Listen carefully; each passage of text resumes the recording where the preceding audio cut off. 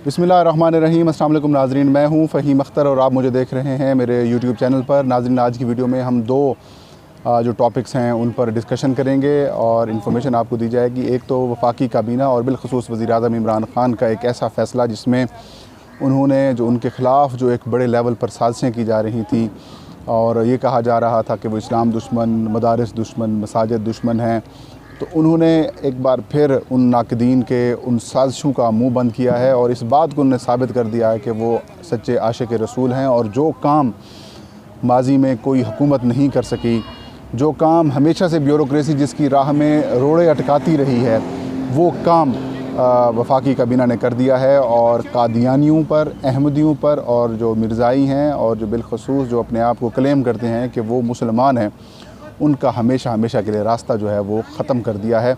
यकीनन इस पर सताइश के मुस्तहिक़ हैं। इसकी मुकम्मल तफ़सील आज भी देंगे और इसके साथ साथ एक और जो ARY न्यूज़ की ख़बर थी जिस पर मैंने कहा था कि ऐसी कोई मूव नहीं हो रही 18वीं तरमीम के ऊपर। ख्वाहिशात हैं, गवर्नमेंट की ख्वाहिश है कि 18वीं तरमीम के ऊपर नज़रसानी की जाए, तो उस मूव ने एक तो शहज़ाद अकबर ने उस ख़बर का भुरकस निकाला है और उसको गलत कहा है, और दूसरा इस ख़बर की वजह से गलत ख़बर की वजह से जो अपोजिशन है वो एक हो गई है। कैसे एक हुई है उसकी आपको तफसील बताएंगे। तो सबसे पहले नाज़रीन, वफाकी काबीना का कल होने वाला इजलास नहीं, उससे जो पिछला इजलास था, उस इजलास में एक फ़ैसला किया गया था और वो फ़ैसला ये था कि कौमी जो अक़लियत कमीशन है उसको, ज़ाहिर पहले से मौजूद है, 1973 के आइन के बाद से वो मौजूद है, उसकी जो हैयत है, उसका जो ढांचा है और उसके जो रूल्स हैं उनमें तब्दीली की गई। जो वज़ारत मज़हबी अमूर की जानिब से समरी भिजवाई गई उसमें उसके मेंबरान के नाम वग़ैरह शामिल थे, लेकिन उसमें अहमदी, कादियानी या मिर्ज़ाई, लाहौरी ग्रुप, जो भी व्हाट्सोएवर जो नाम रखते हैं, जो ख़त्म नबूवत सल्लल्लाहु अलैहि वसल्लम पर यकीन नहीं रखते, वो कोई भी ग्रुप हो, उनको अक़लियतों में शामिल नहीं किया गया था। जबकि आईन पाकिस्तान ये कहता है कि वो शख्स जो अपने आप को या फिर आप सल्लल्लाहु अलैहि वसल्लम के बाद किसी नबी, नऊज़ुबिल्लाह किसी नबी का दावा करता है और लोग उसके जो पैरोकार हैं वो मुसलमान नहीं हैं, वो गैर मुस्लिम है। क्योंकि इस्लाम में, इस्लाम की जो बुनियादी अक़ीदा है, देखें, कलमा पढ़ते हैं ला इलाहा इल्लल्लाहु मुहम्मदुर रसूलुल्लाह, जो आप सल्लल्लाहु अलैहि वसल्लम को आखिरी नबी मानेगा, आप सल्लल्लाहु अलैहि वसल्लम को आखिरी पैगंबर मानेगा, आखिरी रसूल मानेगा, वो मुसलमान कहलाएगा। यही वो वजह है जो बाकी जो मामलात हैं, जो मज़ाहिब हैं, उनसे डिफ्रेंशिएट करता है मुसलमानों को, कि मुसलमानों के अक़ीदा है कि आप सल्लल्लाहु अलैहि वसल्लम आखिरी नबी हैं और आप सल्लल्लाहु अलैहि वसल्लम के बाद कोई नबी नहीं आएगा। ये वो नुक्ता है जिसके ऊपर आकर जो कादियानी हैं, जो अपने आप को कहते हैं कि मुसलमान हैं, वहीं पे आके जो मामला अटक जाता है। और यही वजह है कि 1973 के आइन में इस बात को लिखा गया कैटेगोरिकली कि कादियानी, अहमदी, लाहौरी ग्रुप या जो भी नबूवत का दावा करता है वो मुसलमान नहीं है, वो गैर मुस्लिम है।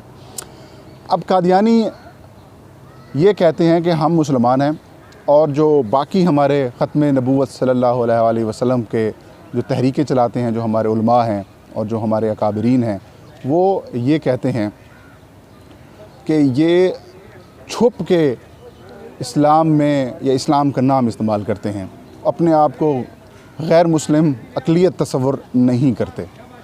और वो इन लोगों की बड़ी तादाद पाकिस्तानी सिविल सर्विस में भी मौजूद है, पाकिस्तान की सियासत में भी मौजूद है, कारोबार में भी मौजूद है। इनके कई जगह पर मकामात हैं, इबादत गाहें भी हैं। ठीक है, इनकी इबादत गाहें होनी चाहिए, इनको बाकी अमूर में भी होना चाहिए। जो लड़ाई है, जो पॉइंट है, वो ये है कि ये सबसे पहले अपने आप को गैर मुस्लिम डिक्लेयर करें, और इनको गैर मुस्लिम डिक्लेयर करने का जो काम है वो वज़ीर-ए-आज़म इमरान ख़ान के सर है। और उन्होंने जो काबीना का इजलास हुआ है उसमें जब अक़लियती कमीशन, कौमी अक़लियती कमीशन, जिसमें हर इस्लाम के अलावा जो दीगर मज़ाहिब के जो फंक्शनल मेंबर्स हैं उसमें शामिल होते हैं, जिनमें क्रिश्चियंस हैं, जिनमें हिंदू हैं, सिख हैं, पारसी हैं, इसके अलावा जो दीगर जो मज़ाहिब पाकिस्तान में मौजूद हैं, उनके जो पैरोकार हैं वो उसके मेंबर्स हैं, वो उसमें शामिल होंगे। तो एक नुक्ता जो कि इसमें शामिल नहीं था माजी में, अहमदी, कादियानी, मिर्ज़ाई या लाहौरी ग्रुप का नुक्ता शामिल नहीं था, वो वज़ीर-ए-आज़म इमरान ख़ान और कई वफाकी वज़रा ने उसमें कहा कि अहमदियों को भी शामिल किया जाए ताकि उनकी जो नुमाइंदगी है वो उसमें हो, और वो जो कमीशन जो सिर्फ़ उनके राइट्स के लिए, उनके अमूर के लिए काम करता है, वो अपने मामलात भी उसके ज़रिए करा सकें।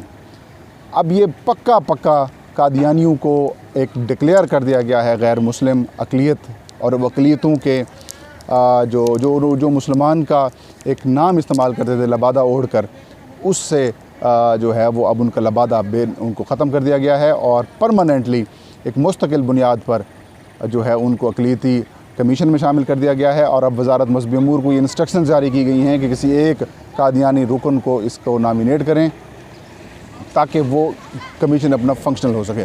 अब एक नई कंट्रोवर्सी जन्म लेगी। वज़ारत मज़हबी अमूर के हुकाम से मेरी बात हुई तो उनका कहना था कि हमारे पास अभी तक इस तरह की कोई इतलात नहीं आई, जैसे आएंगी हम इसको नोटिफाई करेंगे और लोगों को शामिल करेंगे जो इसमें इसके अहल होंगे या मेंबर्स होंगे। तो अब जो सिचुएशन है वो बड़ी क्लियर हो गई है।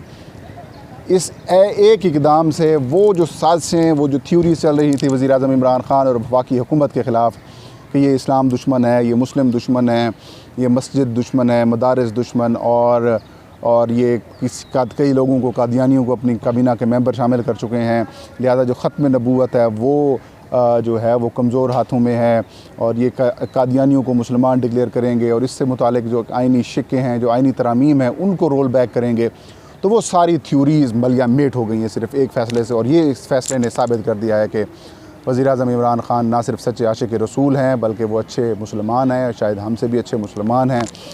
और जिस तरीके से उन्होंने मदीना की रियासत का कॉन्सेप्ट दिया था कि मदीना रियासत की तर्ज़ पर पाकिस्तान में जो हुक्मरानी होगी या पाकिस्तान में निज़ाम लाया जाएगा, उस पर बड़े वट पड़े थे, यूँ कह सकते हैं कि बड़े परेशानी हुई थी जो उनके मुखालिफिन हैं, और उनको कहने मदीना का नाम इस्तेमाल नहीं करना चाहिए। बहरहाल वज़ीर-ए-आज़म इमरान ख़ान अपने इक़दामात, अपने कामों से अपोजिशन को भी और अपने मुखालिफिन को भी रोज़ाना की बुनियाद पर जवाब भी दे रहे हैं, जवाब वो अपने काम से दे रहे हैं। तो बहरहाल ये उनकी सच्ची मोहब्बत ज़ाहिर करता है टुवर्ड्स आप सल्लल्लाहु अलैहि वसल्लम, और अल्लाह हम सबको जो है वो आप सल्लल्लाहु अलैहि वसल्लम से मोहब्बत की तौफ़ीक़ अता फ़रमाए और जो सच है उसका साथ देना नसीब फरमाए। तो एक और बड़ा इशू है नाज़रीन, वो इशू साबिर शाकिर साहब जो कि ब्यूरो चीफ़ हैं ARY TV के, और यूट्यूब पे भी अपना प्रोग्राम करते हैं, बड़े अच्छे जर्नलिस्ट हैं, दोस्त हैं, सीनियर हैं हमारे।